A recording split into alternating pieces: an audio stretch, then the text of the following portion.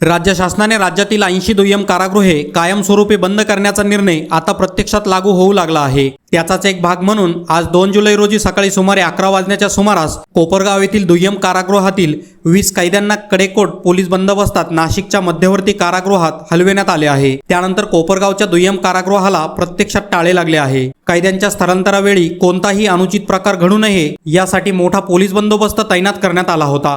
Police वाहनांच्या ताफ्यातून सर्व कैद्यांना कडक सुरक्षा व्यवस्थेत नाशिककडे रवाना करण्यात आले आहे। 12 जून 2026 रोजी राज्य शासनाने महसूल विभागाच्या अखत्या रीतीखालील 116 दुय्यम कारागृहांपैकी अनेक वर्षापासून कमी वापरात असलेली तसेच जीर्ण झालेली 80 कारागृहे कायमस्वरूपी बंद करण्याचा निर्णय घेतला होता। या कारागृहांच्या देखभाल, दुरुस्ती आणि सुरक्षेवरील वाढता खर्च लक्षात घेऊन हा निर्णय घेण्यात आल्याची माहिती समोर आली आहे। या निर्णयानुसार संबंधित भागातील कैद्यांची व्यवस्था जवळच्या जिल्हा किंवा मध्यवर्ती कारागृहात करण्यात येत आहे। त्याच प्रक्रियेअंतर्गत कोपरगाव येथील 20 कैद्यांची नाशिक मध्यवर्ती कारागृहात रवानगी करण्यात आली आहे। या निर्णयामुळे कारागृह प्रशासनाचे कामकाज अधिक सुसूत्र होण्यास, उपलब्ध मनुष्यबळ आणि सुरक्षा यंत्रणेचा प्रभावी वापर होण्यास मदत होणार असल्याची अपेक्षा व्यक्त केली जात आहे। तसेच कारागृह विभागातील आर्थिक भारही कमी होणार आहे। दरम्यान कोपरगावचे दुय्यम कारागृह बंद झाल्यानंतर या जागेचा भविष्यात कोणत्या शासकीय कामासाठी उपयोग केला जाणार याकडे आता नागरिकांचे लक्ष लागले आहे। बातमी तुमची, प्राधान्य आमचं। प्राधान्य न्यूज साठी प्रमोद पवार,